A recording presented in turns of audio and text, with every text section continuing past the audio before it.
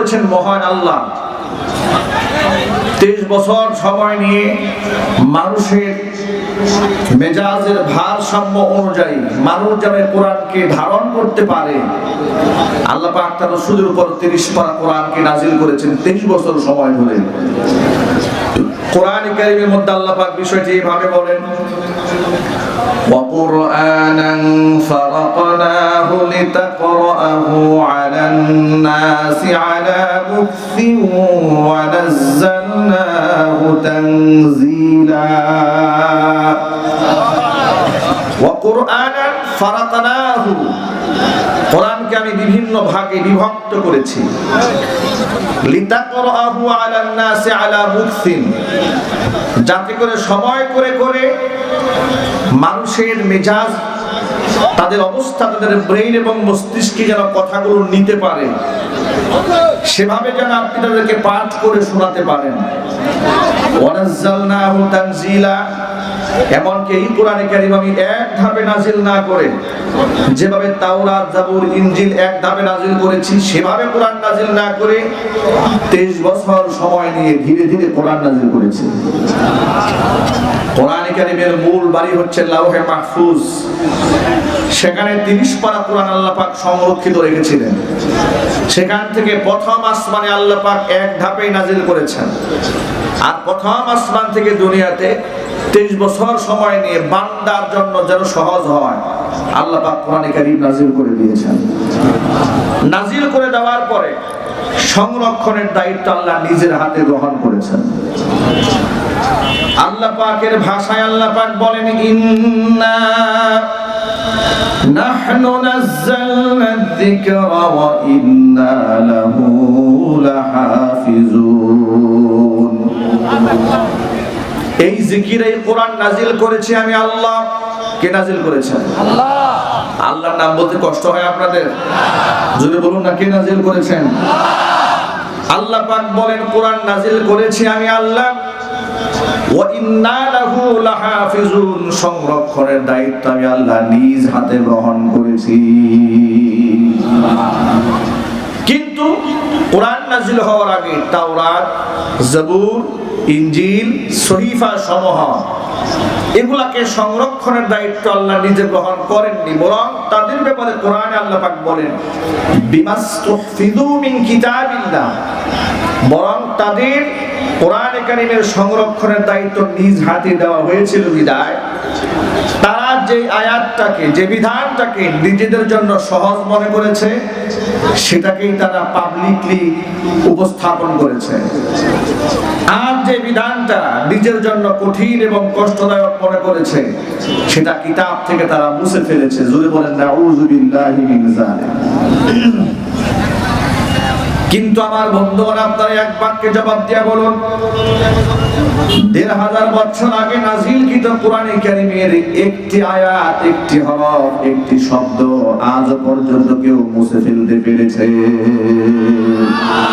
একটু জোরে বলেন না, পেরেছে? কিয়ামত পর্যন্ত পারবে? কারণ হেফাজতের মালিক কে? হেফাজতের মালিক কে? আল্লাহ পাকের হেফাজতের ধরনটা লক্ষ্য করেন।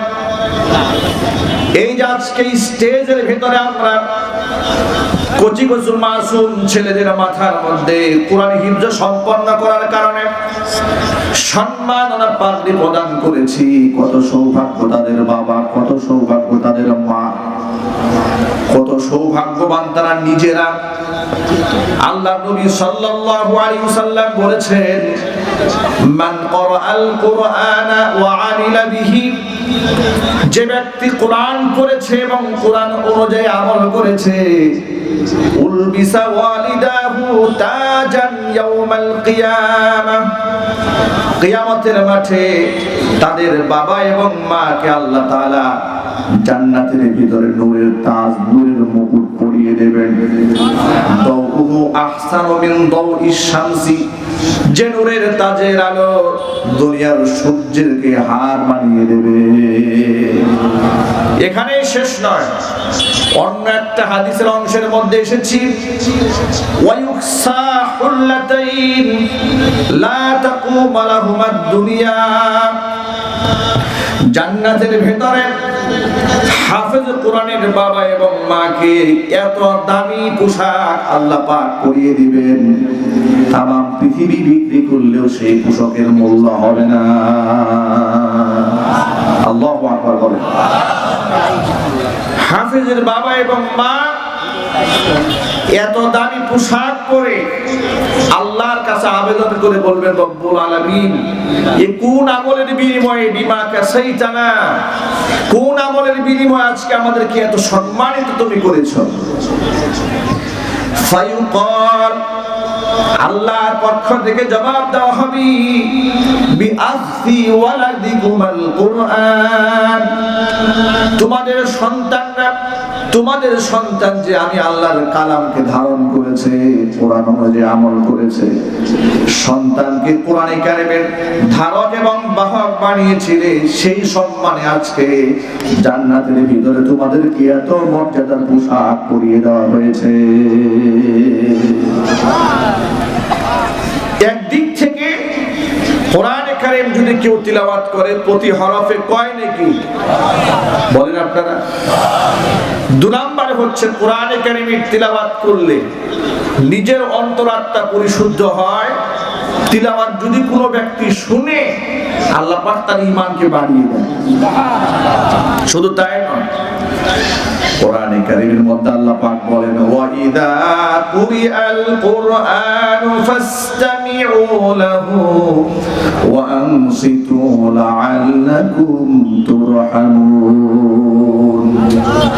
কোরআনে কারীম যখন তিলাওয়াত করা হয় তখন তোমরা চুপ থাকবে এবং গভীর মনোযোগ দিয়ে তা শুনবে। তাহলে কি ফায়দা হবে? লাআল্লাকুম তুরহামুন।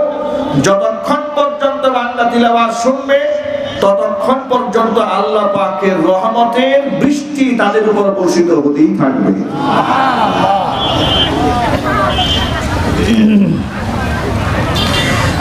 ভাইরা আমার, কোরআনে কারীম হচ্ছে মর্যাদার প্রতীক। কোরআনে কারীম থেকে আজকে আমরা মুসলিমরা অনেক দূরে সরে গিয়েছি। এটা মাত্র হুজুরদের কিতাব বানিয়ে ফেলেছি।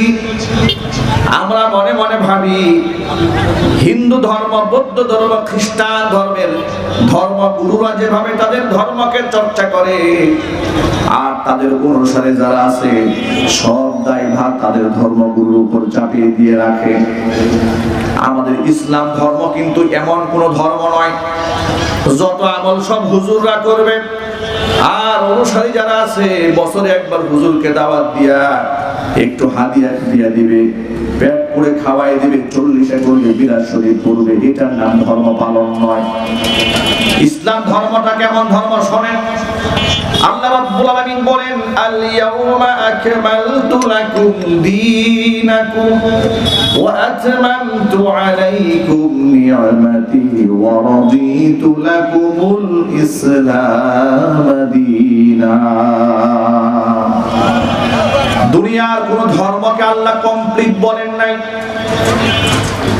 ইহুদি ধর্ম, খ্রিস্টান ধর্ম, ওই সমস্ত ধর্মকে আল্লাহ কমপ্লিট বলেননি। ইসলাম ধর্ম সম্পর্কে আল্লাহ পাক বলেন, আল ইয়াউমা আকমালতু লাকুম দীনাকুম।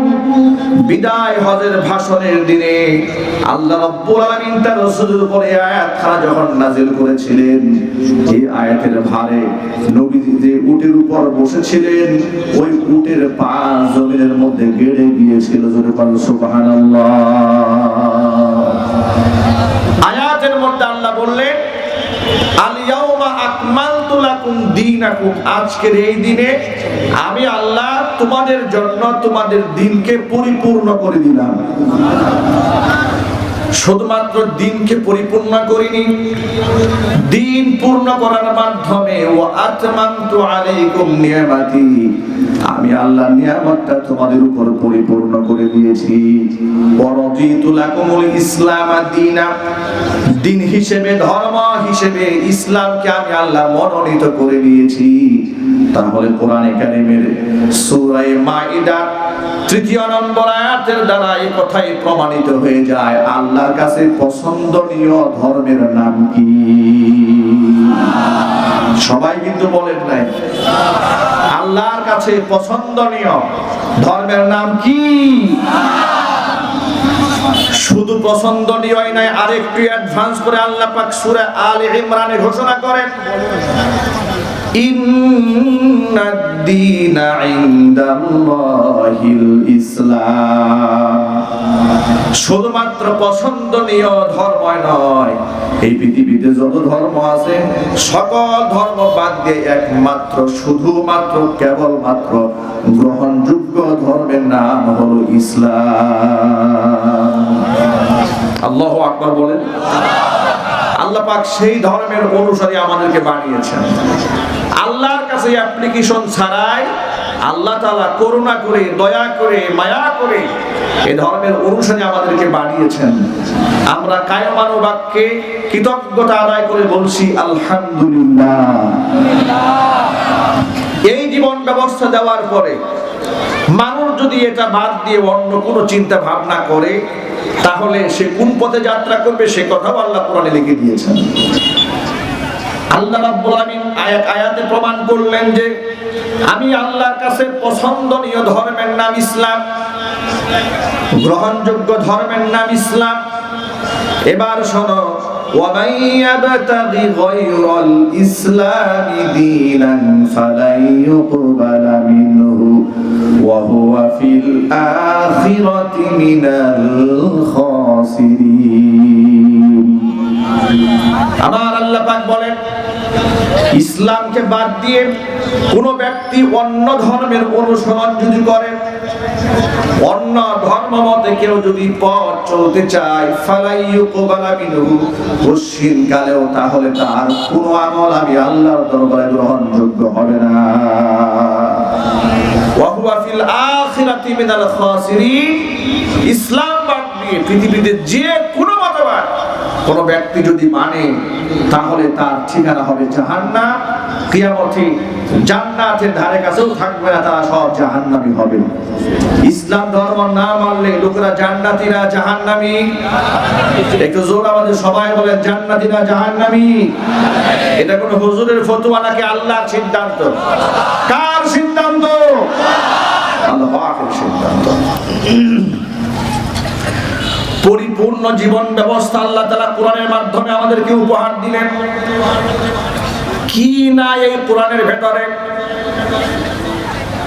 আল্লাহ রাব্বুল আমিন বলেন, বান্দারে, জীবন উপভোগ করার জন্য তোমার প্রথম টার্গেট হলো তোমাকে জানতে হবে কেন তোমাকে আমি আল্লাহ দুনিয়াতে প্রেরণ করেছি। তোমার দায়িত্ব সম্পর্কে আগে জেনে নাও। আল্লাহ রাব্বুল আমিন বলেন, ওয়া মা খালাকাতুল জিন্না ওয়াল ইনসা ইল্লা লিয়াবুদুন। জিন এবং ইনসানকে কেবলমাত্র আমি আল্লাহর গোলামি করার জন্যই দুনিয়াতে সৃষ্টি করেছি। সুবহানাল্লাহ। আল্লাহর গোলামি করার জন্য আল্লাহ মানুষ সৃষ্টি করেছেন। তাহলে এই পৃথিবীতে আমাদের আগমনের এক নাম্বার উদ্দেশ্য হচ্ছে কার গোলামি করা? আল্লাহ পাকের গোলামি করা। কোন ব্যক্তি যদি আল্লাহর গোলামি বাদ দিয়ে দুনিয়াবি সব করেছে কিন্তু আল্লাহ পাক এই বক্তব্যের সমাপ্তি টেনে সর্বশেষ কি বলে শোনেন। আল্লাহ নিজ জবাব দিচ্ছে যে এত বড় কাহিনী তোমাদেরকে কেন শোনানো? শোনো, লাকাদ কানা ফি কসাসিহিম ইবরাতুল লিউলিল আলবাব। তাদের ঘটনার মধ্যে লাকাদ কানা ফি কসাসিহিম ইবরাতুল লিউলিল আলবাব, জ্ঞানীদের জন্য শিক্ষা রয়েছে। জোরে বলুন সুবহানাল্লাহ। জ্ঞানীরা এখান থেকে সবক নিতে পারে। যুবকরা সূরা ইউসুফ থেকে সবক নিবে। সুন্দরী তরুণী তন্নী যুবতী যৌবনের তাড়নায় যদি তোমাকে অবরুদ্ধ করেও ফেলে কিভাবে ঈমান রক্ষা করতে হয় সেই শিক্ষা নবী ইউসুফ আলাইহিস সালাতু ওয়াস সালাম পৃথিবীর মানুষের জন্য রেখে গিয়েছেন। কথা বলতে হবে, ঠিক কি না? দরজা বন্ধ হয়ে গিয়েছিল, তিনি এতটুকু নিশ্চিত ছিলেন এখানে চিৎকার করে কোনো লাভ হবে না, সবগুলো দরজার মধ্যে তালা দেওয়া।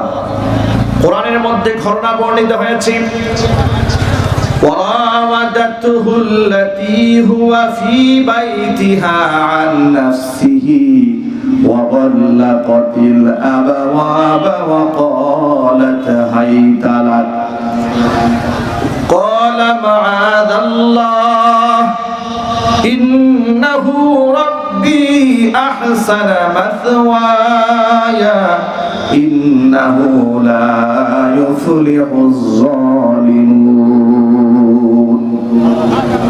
আল্লাহ পাক বলেন, যে ঘরের ভিতরে, যে মহিলার ঘরে আমার নবী ইউসুফ লালিত পালিত হয়ে বড় হলো, সেই মহিলাই তাকে কুমন্ত্রণা দিয়েছে, তাকে ফুসলিয়েছে, ঘরের দরজাগুলো বন্ধ করে দিয়ে নিজের দিকে ডাক দিয়ে বলেছে, হায় তালাক, আসো আমার দিকে। যৌন উদ্দীপক পোশাক পরে কাম ভাব, চাহিদা, বাসনা, কামনা, তার কুপ্রবৃত্তি, চাহিদা পূরণ করার জন্য নবী ইউসুফ আলাইহিস সালাতু ওয়াস সালামকে একান্তে ডেকেছে। ইউসুফ আলাইহিস সালাতু ওয়াস সালাম ডানটাও তাকায় দেখেন দরজা জানালা সব বন্ধ। তিনি জানেন এই মুহূর্তে তাকে আল্লাহ ছাড়া কেউ রক্ষা করতে পারবেন না। এই জন্য তিনি বললেন, মাআদাল্লাহ, বিবাহ বহির্ভূত ভাবে অবৈধ জিনা সম্ভব করা এটা আমার দ্বারা সম্ভব হবে না, আমি আল্লাহর কাছে আশ্রয় প্রার্থনা করি। কার কাছে? সবাই একটু জোরে বলেন না, কার কাছে?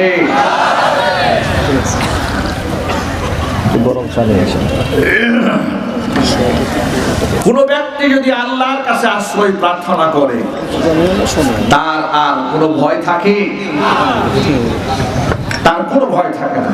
তিনি আল্লাহর কাছে সাহায্য প্রার্থনা করলে, মাআদাল্লাহ, আমি আল্লাহর কাছে আশ্রয় চাই, ইন্নাহু রাব্বি, তিনি আমার রব, আহসানা মাসওয়ায়া।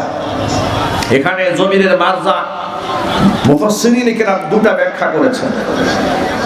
এক হচ্ছে যে মিশরের রাজা তিনি আমাকে তার ঘরে আশ্রয় দিয়েছেন।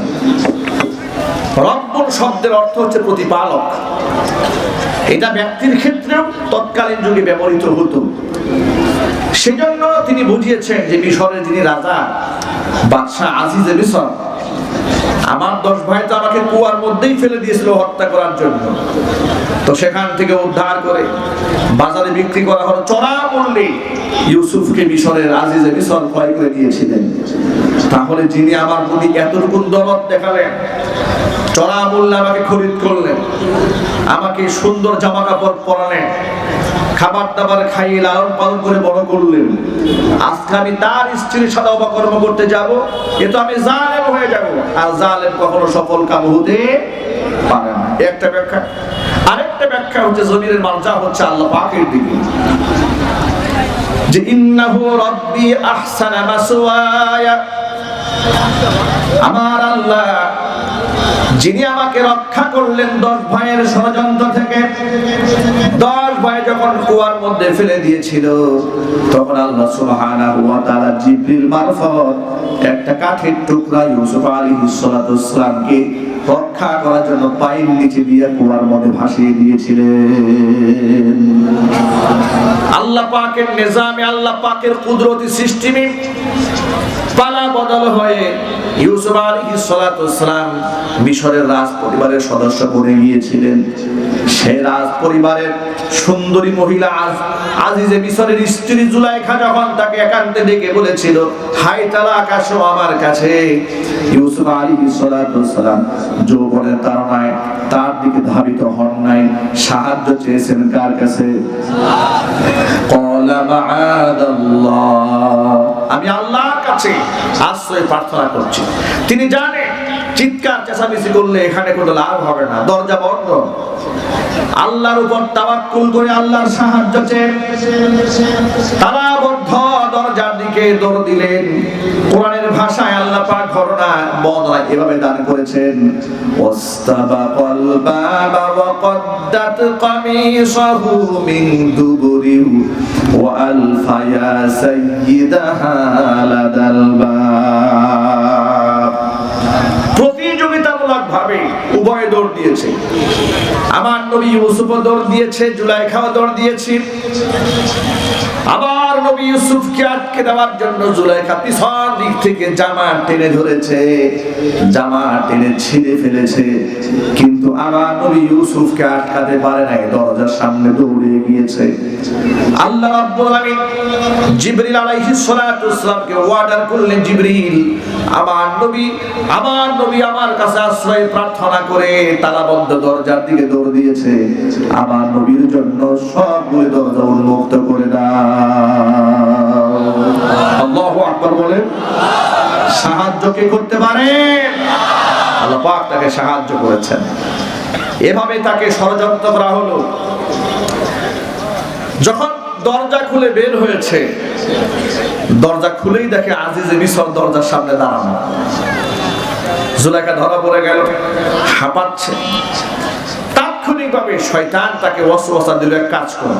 কাজটা কি? তুমি তোমার এই অপকর্মের গোটা দায়ভারটা নিরপরাধ ইউসুফের কাঁধে উঠিয়ে দাও। সাথে সাথে সে বলে ফেললো, আজিজে মিসর, যাকে আপনি লালন পালন করলেন, চড়া মূল্যে খরিদ করে আনলেন, সেই তো আপনার স্ত্রীর উপর আজকে হানা দিয়েছে। নাউজুবিল্লাহ বলবেন না?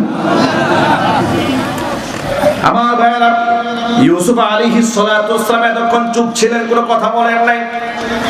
কিন্তু যখন তার উপর মিথ্যা অপবাদ আরোপ করা হলো, তিনি আর চুপ থাকতে পারলেন না। তিনি বললেন না, ক্বালা হিয়া রাওয়াদাতনি আন নাফসি। আজিজে মিসর, আপনি আমার প্রতি অভিযোগের তীর নিক্ষেপ করবেন না, আপনি আমাকে অপরাধী মনে করবেন না, চরিত্রহীন মনে করবেন না। আমি অকৃতজ্ঞ নই। আপনি আমাকে খাইয়ে পরি বড় করেছেন, আর আমি আপনার স্ত্রীর গায়ে হানা দেব, এত বড় নিমুখ হারাম আমি হইনি। তিনি তো আজকে আমার উপর অপবাদের বোঝা আরোপ করেছেন, আমি এই কাজ করিনি। হিয়া রাওয়াদাতনি আন নাফসি, বরং সে আমাকে ফুসলিয়েছে, আমি যেন তার সাথে অপকর্মে লিপ্ত হয়ে যায়। কষ্ট হচ্ছে আপনাদের? প্রিয় যুবকেরা, অনেকগুলো মেসেজ আছে এখানে, কথাগুলো খুব মনোযোগ সহকারে শুনতে হবে।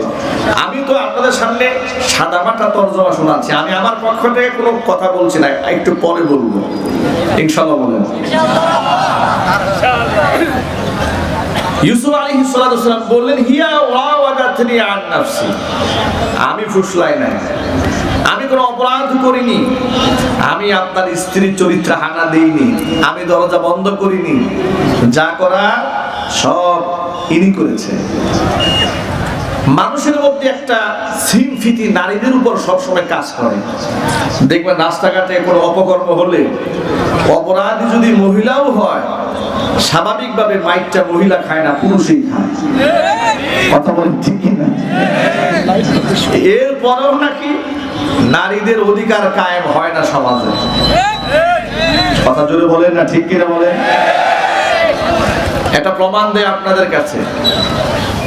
ছেলে মেয়ে অবৈধ সম্পর্ক করে, যদিও বগুড়াতে এ ধরনের কোনো ঘটনা হয় না, হয় নাকি? অবৈধ সম্পর্ক করলো, আর আমাদের দেশে তো অবৈধ সম্পর্ক রাষ্ট্রীয়ভাবে জায়েজই আছে নাকি? কথা বলে না বুঝে ঠিক বলেন না, বুঝে বলবেন। রাষ্ট্রীয়ভাবে অবৈধ সম্পর্কে কোনো অসুবিধা আছে? কোনো অসুবিধা নাই। এগুলো কিয়ামতের আলামত।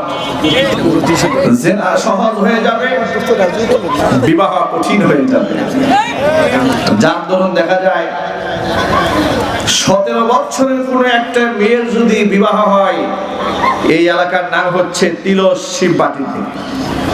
ধরুন এখানে 17 বছরের একটা কন্যা, তার বিবাহ হচ্ছে, ছেলের বয়স 20 বছর। তখন দেখবেন হঠাৎ করে কোত্থেকে যেন টিওনো এসে হাজির হয়ে গেছে, পুলিশ এসে হাজির হয়ে গেছে। কেন? বিরাট রাষ্ট্রীয় আইন লঙ্ঘন করা হচ্ছে। কি লঙ্ঘন? মেয়ে তো এখনো ছোট্ট বাচ্চা, 17 বছরের খুকি, বিবাহ দেওয়া যাবে না। এটা বিরাট বড় অন্যায় এবং অপরাধ।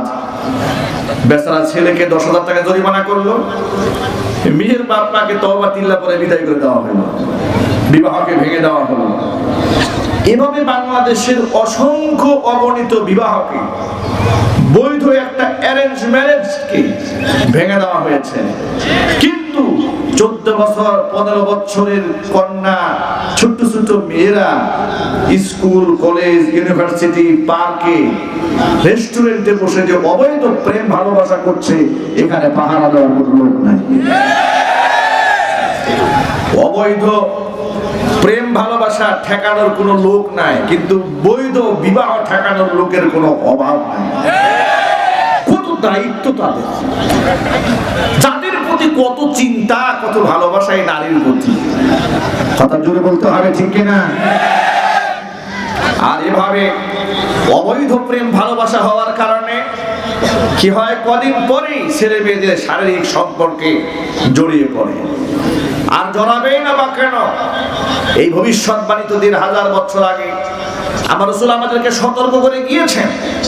নাদান মানুষগুলো রাসূলের কথা শুনে না, নবীজির কথা মানতে চায় না। ওই টেলিভিশন নাস্তিক বেঈমান বসে বসে টকশো করে, সেই টকশোগুলো খায়, সেই টকশোগুলো গিলে, টকশোগুলো বিশ্বাস করে, কিন্তু রাসূলের কথা বিশ্বাস করে না। পত্রিকার কাটিং একটা পেল, লাফানো শুরু করলো, এই হয়ে গেছে, শেষ হয়ে গেছে, সব শেষ হয়ে গেছে। কেন শেষ হলো, কি জন্য শেষ হলো, সংবাদটা দিল কে? এটা চিন্তা করে না। অথচ অথেন্টিক নিউজ আছে কোরআনে, যার মধ্যে কোনো সন্দেহ নাই, বিশুদ্ধ কথা আছে রাসূলের হাদিসে। সুবহানাল্লাহ বলবেন না? হাদিস শরীফ থেকে শোনাচ্ছি আপনাদেরকে, আল্লাহ নবী বলেন, লা ইয়াখলুওয়ান্না রাজুলুন বিইমরাআতিন ইল্লা সালিসুহুমা শাইতান। কোন একটা জায়গায় যেন ছেলে এবং মেয়ে একাকী নিরিবিলি আলাদা হয়ে না বসে। কোন একটা অবিবাহিত নারী পুরুষ একাকিত্বে নিরিবিলি কোন রুমে, কোন পার্কে, কোন রেস্টুরেন্টে যদি বসে, ইল্লা সালিসুহুমা শাইতান, ওরা আর দুজন থাকে না, মাঝখানে একজনে ঢুকে যায়। মাঝখানে যিনি ঢোকে সে কে? চিল্লায় বলুন, সে কে? মাঝখানে শয়তান ঢুকে যায়। তারা কিন্তু দুজন নয়। ওরা কি বলে জানেন? তুমি আর আমি, আর কেউ নাই। না, একজন মাঝখানে আছে। তিনি উভয়কে একত্রিত করার জন্য যত প্রকারের ফন্দি আছে, সব ফন্দি সেখানে থাকে শয়তান। এরপরে যখন জিনার মধ্যে মুবতালা করে দেয়, তখন শয়তান সাকসেস হইয়া হাততালি দিতে দিতে ওখান থেকে পালিয়ে যায়। নাউজুবিল্লাহ বলবেন না? এভাবে যখন অবৈধ প্রেম ভালোবাসা হয়, শারীরিক সম্পর্ক হয়, যেহেতু হারামের মধ্যে কোনো বারাকা নাই, হারামে কোনো বরকত থাকে, মহব্বত থাকে, অবৈধ প্রেম ভালোবাসার মধ্যে যখন শারীরিক সম্পর্ক হয়ে চূড়ান্ত একটা সিদ্ধান্তে চলে আসে, তখন ওই ছেলেটা ওই মেয়েটার পাশে আর ঘেঁষতে চায় না। সে শুধু এখান থেকে ভাগতে চায়, পালাতে চায়। কিছুদিন পরে দেখা যায় এই মেয়েটা মানববন্ধন নিয়ে দাঁড়ায় গেছে, কিংবা ওই ছেলের বাড়িতে গিয়া অনশন ধর্মঘট চালু করলো, বিবাহ করার আগ পর্যন্ত বাড়ি ছাড়লাম না। বাস্তবতা আছে না? ওই ঢাকা শহরে ফাতেমা নামক একটা মেয়ের কাহিনী তো আপনারা সবাই জানেন। অনশন ধর্মঘট করেছে কেন?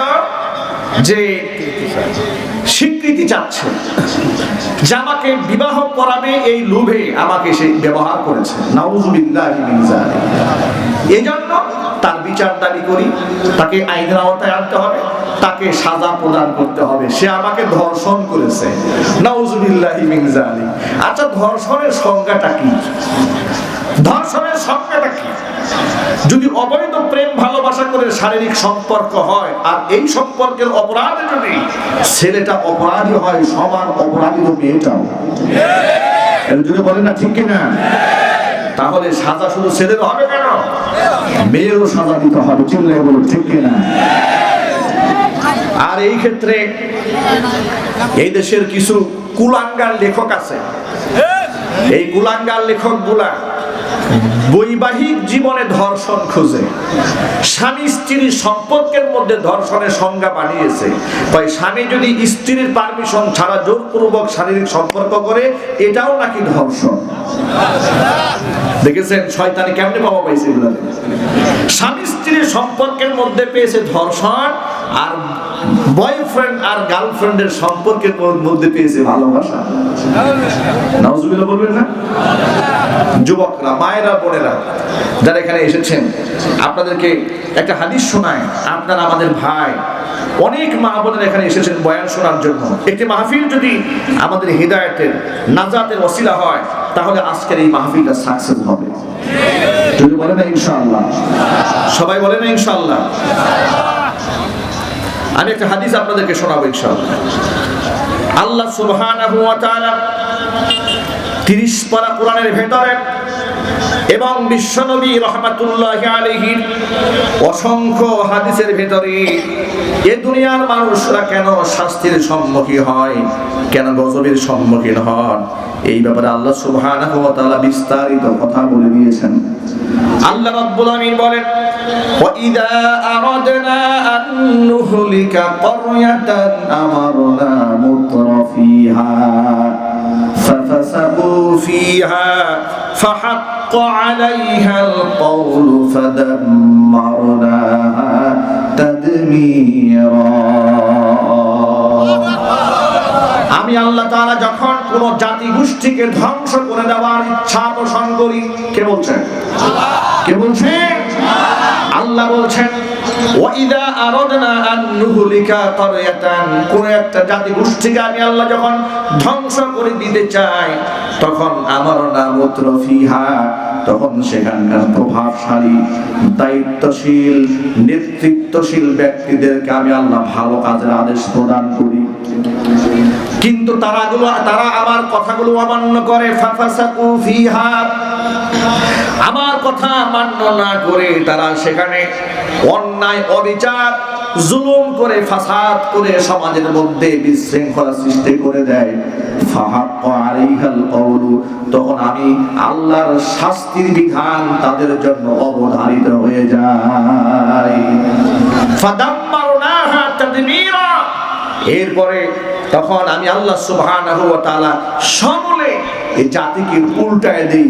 জোরে বলেন নাউযু বিল্লাহি মিন যালিক। সবাই বলেন না নাউযু বিল্লাহি মিন যালিক। আরেকটা হাদিসের মধ্যে আল্লাহর নবী সাল্লাল্লাহু আলাইহি ওয়াসাল্লাম বলেছেন, এটা তো কোরআনের আয়াত বললাম সূরা বনী ইসরাঈল থেকে। নবীজি সাল্লাল্লাহু আলাইহি ওয়াসাল্লাম বলেছেন, আন আব্দুল্লাহ ইবনে উমর রাদিয়াল্লাহু তাআলা আনহুমা আন্নাহু ক্বাল أقبل علينا رسول الله صلى الله عليه وسلم فقال, আল্লাহর নবী আমাদের সামনে এলেন, এরপরে বললেন, ইয়া মাশারাল মুহাজিরিন, ও মুহাজিরের লোকেরা, খামসুন ইযা তুলিতুম বিহিন্না ওয়া আউযু বিল্লাহি আন তুদরিকুহুন্না, 5টা এমন পাপ আছে, যদি এই পাপগুলো তোমাদেরকে পেয়ে বসে তাহলে শাস্তি অনিবার্য হয়ে যায়। আর আমি আল্লাহর কাছে দোয়া করছি, আল্লাহ পাক যেন এই 5টা পাপ থেকে তোমাদের হেফাজত করেন। জোরে বলেন সুবহানাল্লাহ।